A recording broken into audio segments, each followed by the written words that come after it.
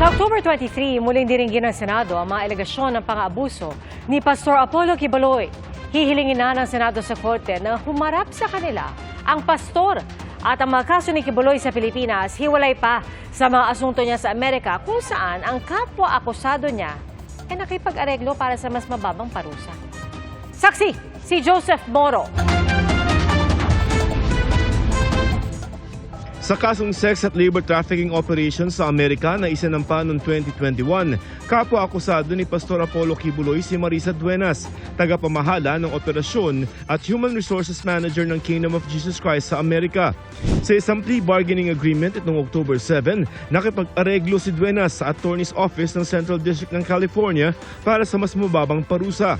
Base sa dokumento na nakuha ng GMA Integrated News galing sa isang mapagkakatiwalaang source, umamin si Duenas na guilty sa pakikipagsabwatan o conspiracy para magsagawa ng mga sham marriage o peking kasal ng mga miyembro ng KOJC na dinadala nila sa Amerika.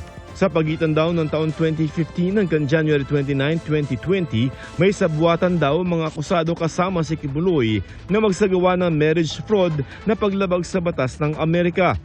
Nagdadala sila ng mga KOJC member galing sa Pilipinas para ipakasal kunyari para pag-applyin ng permanent resident status at citizenship.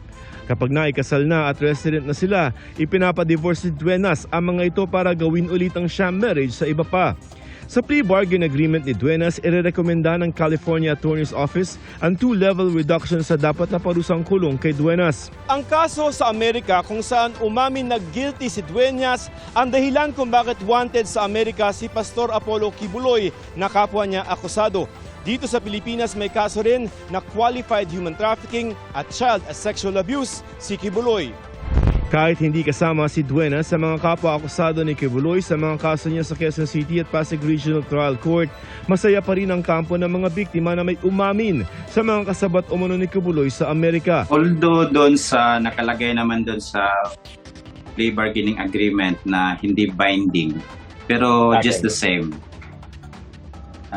masaya kami kasi may significance, may relevance dito eh. Yung factual basis na nandoon nakalagay sa agreement, magko-conform dun sa theory namin dito sa qualified human trafficking. Same pattern talaga. Yun yung sinasabi namin, no? Same pattern. This is a welcome development for the Philippine government, but there needs to be steps taken for us to introduce that evidence here in the Philippines as well. Humihingi pa kami ng panig ng KOJC. Ayon pa sa DOJ, ang pagtakbo ni Quiboloy sa Senado sa election 2025 tila may kinalaman sa mga kaso niya. Itong pag-file niya ng Certificate of Candidacy for Senate is a dare to the government to do something fast. Kasi if the time comes at sakaling mahalal siya bilang isang senador, then he will have some sort of protection already. But what we want is for him to face the charges first. Not to make a mockery of the election system, not to make a mockery of democracy. Kinwestiyon ngayon ang Certificate of Nomination and Acceptance o CONA na inihain ng kampo ni Quiboloy na pirmado ni Attorney Mark Tolentino.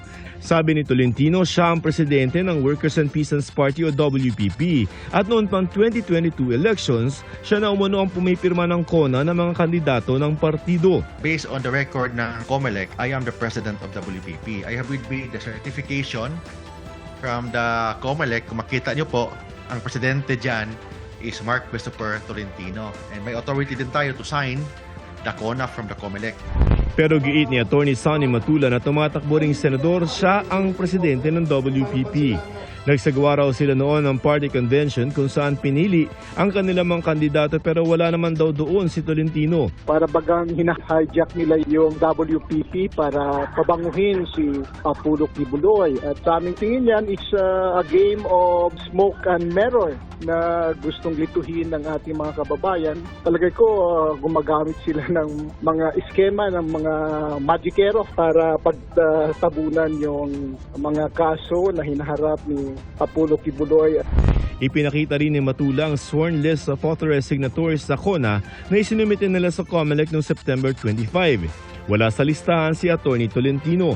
Ayon sa COMELEC, nagsumite rin ang grupo ni Tolentino ng listahan ng authorized signatories. Sabi ng komisyon, posible may mga paksyon sa partido. Pwede nga mga paksyon mismo ang mag-ayos ng issue, pwede rin COMELEC. Kung COMELEC ang mag-aayos, isa lamang sa mga paksyon ang kikilalanin. Ang mga kandidato ng kabilang paksyon magiging independent candidates.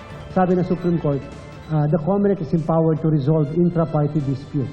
And our basis will always be the bylaws, the constitution and bylaws of the political party. Para sa GMA Integrated News, Joseph Morong, ang inyong saksi.